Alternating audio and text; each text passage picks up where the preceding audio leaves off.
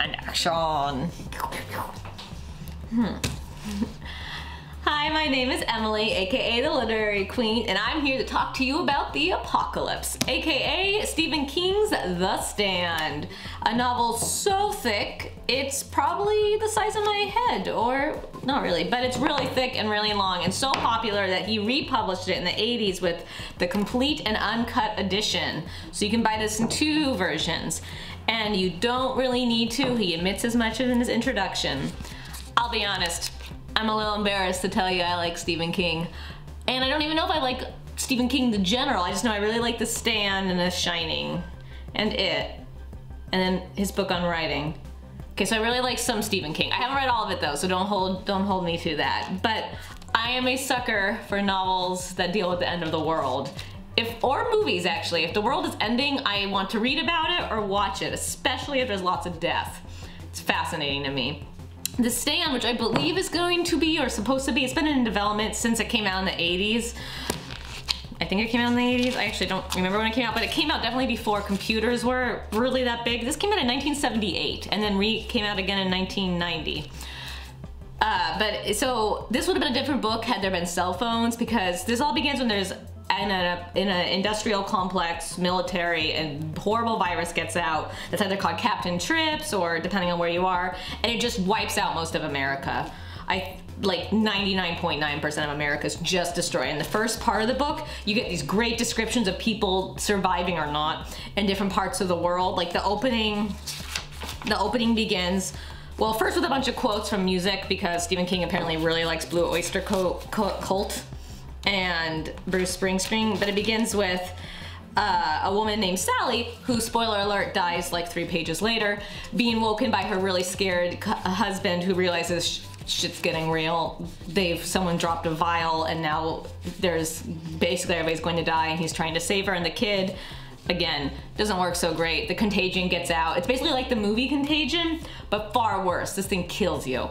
And it's great, but also terrible, because it's fascinating to read about. So once half of humanity is basically wiped out, this becomes a story about the stand between good and evil, where half of the survivors follow this woman named Mother Abigail, and then the other half follow Randall Flagg, who is Stephen King stand-in for the devil. He's also the Man in Black, who I believe comes up in the Dark Tower series.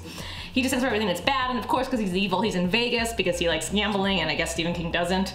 But you know, we got good and bad. There's also some really great old school illustrations. Like, look at this. It's a dead person.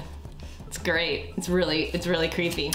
So there are 5 main characters, I'd say, 5 or 6. There's Stu, Larry. These names aren't gonna mean anything, I'm realizing to you, but they're people who start out all over America, and then they eventually meet up, either on the good side or the bad side. The good side's in Boulder, Colorado, so those of you who live in Colorado, I guess you're all good people. If you're in Vegas, again, you're doomed to go to hell, apparently, or die already, so it's great. But what I very much appreciated about this novel is the way King seamlessly interweaves these different storylines. Some were not as strong. There's this guy, Trash Can Man, who he literally added more parts for in the expanded edition that I'm holding here at over 1,400 pages.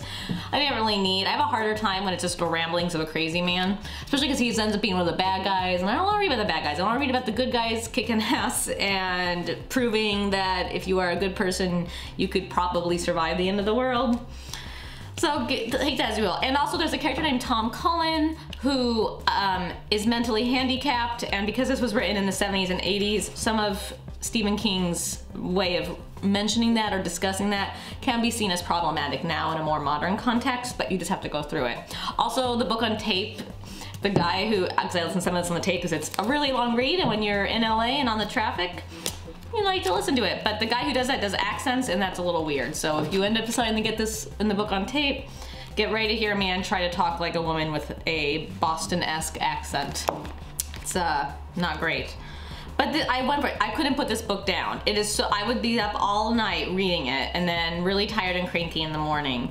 So if you're gonna read it, get ready not to sleep, which is probably why I like all of King's stories. Even if they don't always have the most beautiful prose or the most, you know, in-depth plots, which are making great commentaries about America or whatnot, you do want to keep reading. And And I can understand why this book 20 plus years later is still sold in mass market paperback very easily. This is my second copy. My first copy, the pages fell out.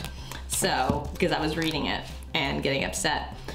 There's a lot of inner monologue, which I also appreciate, and I don't know, I really enjoyed this book. So even those snobs of you, especially if you really liked, because I just really read Station 11, which was another end of the world book, or World War Z, or any of those books about the world all going to hell the road, you should give The Stand a try, because there's a lot of characters, there's people to root for, and there's some really interesting discussions on what happens when society falls apart. Do we work together, or do we give into our baser instincts?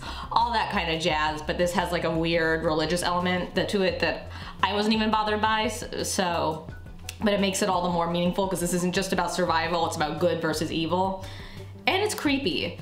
Or there's just something wrong with me and I really like to read about the world ending. That could also be a problem. But I mean, I don't know. You can't put it down. Thanks for watching.